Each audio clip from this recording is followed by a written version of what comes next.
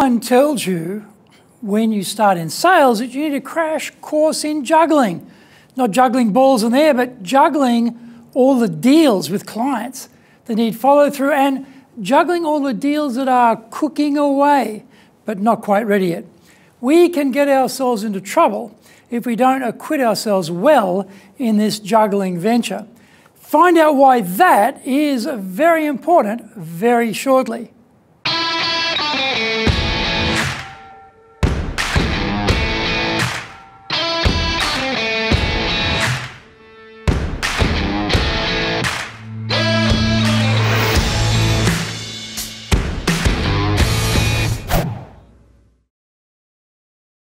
Welcome back to this weekly edition every Tuesday of the Cutting Edge Japan Business Show.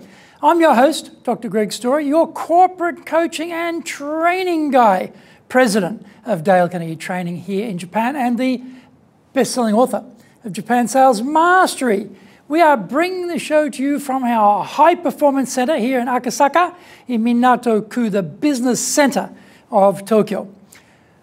Why the cutting edge? In this show, we are looking at the critical areas for success in business in Japan. We want to help advance everyone's thinking so that we can be at the forefront, the cutting edge of how to flourish here in this market. Before we get into this week's topic, here is what caught my attention lately.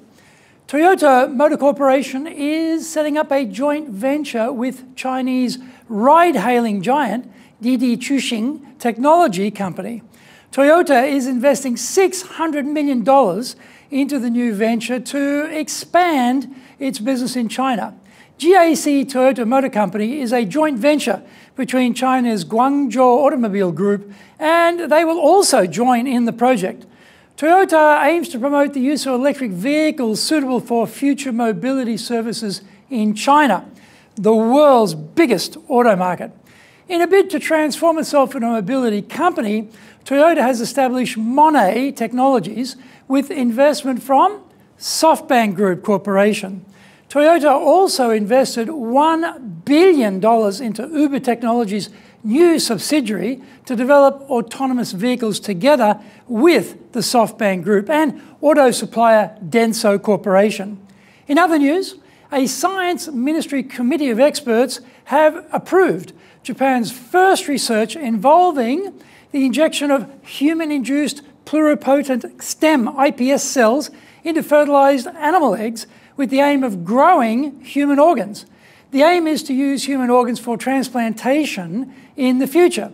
Finally, the Bank of Yokohama and Chiba Bank have agreed to a business tie-up. The two banks, the biggest and third largest by assets in the regional banks, aim to launch a partnership in areas such as sharing information on mergers and acquisitions and business succession planning. This is episode 95, and we are talking about winning sales follow-through. それでは行きましょう. So let's get going. The implication of this title is that if you don't properly follow through on the sale, then you are losing. Well, it's true. You are losing. The difficulty of gaining a sale is hard enough, but the real difficulty is to get the reorder. This is where we should all be finely focused. Rather than approaching a potential client with a sale in mind, what if we set off with the idea of the reorder firmly entrenched in our brain? This simple switching of gears completely changes the conversation, the goals and the execution of the sales follow-through. What often happens, though, in a busy life is we have more than one client on the go. As we're completing one sale, we have other sales coming to fruition. There are proposals to write, meetings to be held, materials and data to be gathered, all sorts of tasks required to make the sale happen. In the middle of this rush, a sale is registered and the concentration on the imminent future sales suck up all the energy and time that should be available to do a proper job of the follow-through.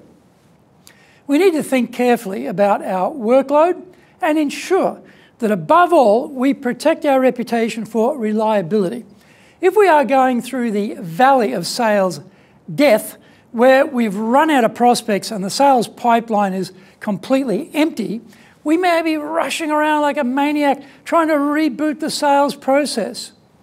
This means we are often overextending ourselves and we don't get to the follow-through in a timely manner. It might mean not following through fast enough with potential clients we met at networking events. We lose momentum and now they don't respond to us.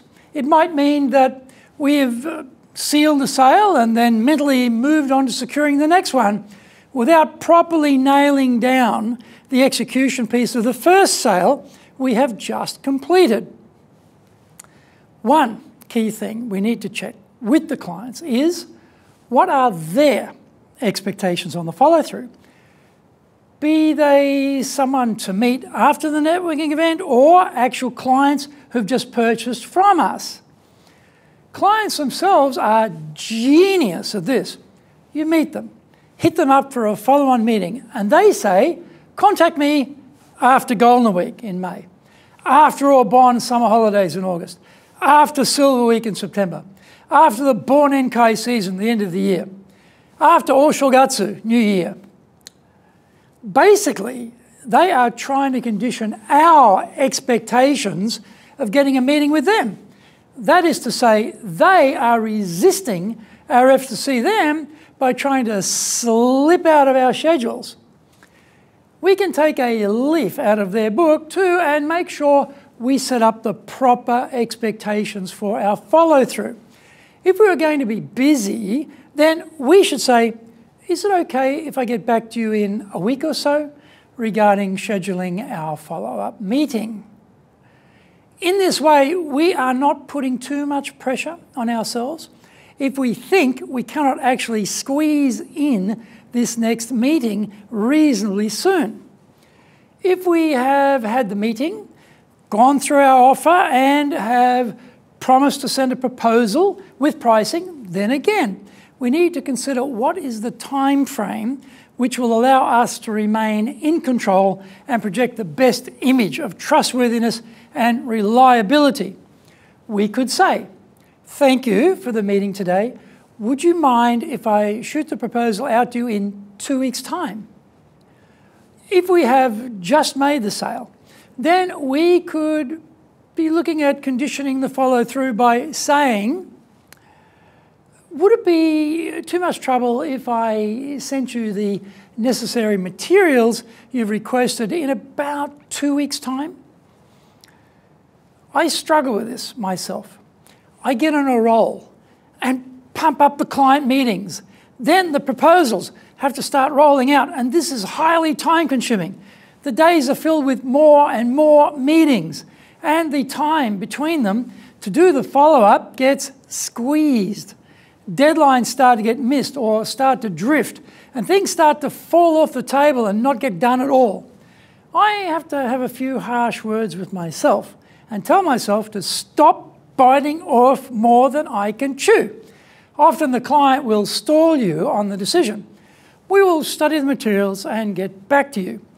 They don't, and you don't get back to them either, by the way. We need to see why they haven't got back to you as promised, but we drop it out.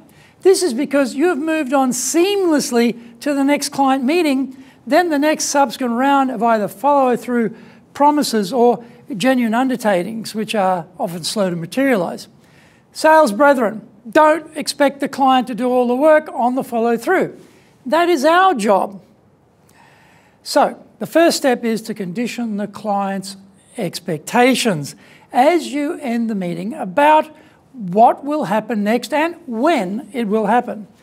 Give yourself time because you want to reinforce trust, credibility, and reliability. Remember, to the client, the things you promised in the meeting are just so much hot air coming from a salesperson. The real test is when we get down to the follow-through. How do you want to be perceived when it's showtime?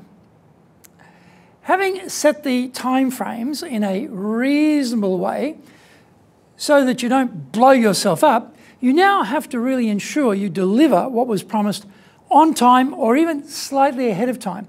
Not too early though, because it will seem you are just sandbagging them on your unscheduled turnaround times. And certainly do not deliver anything after the agreed deadline. They've given you permission to delay, but they don't trust people who can't make their own indulgent deadlines. Your trust quota from the client will immediately start to evaporate.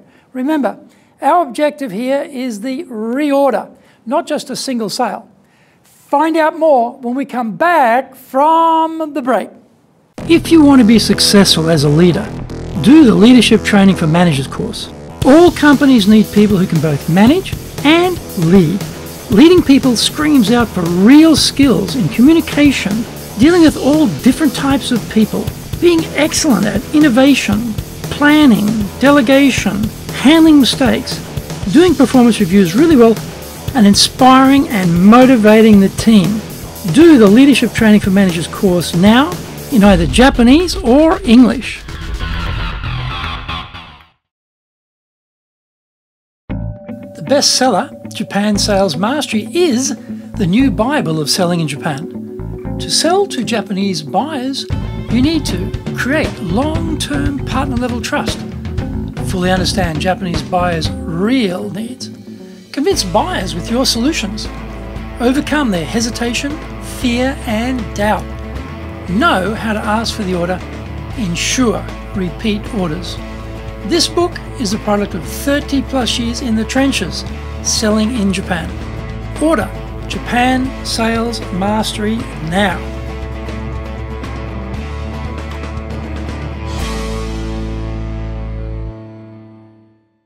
Welcome back.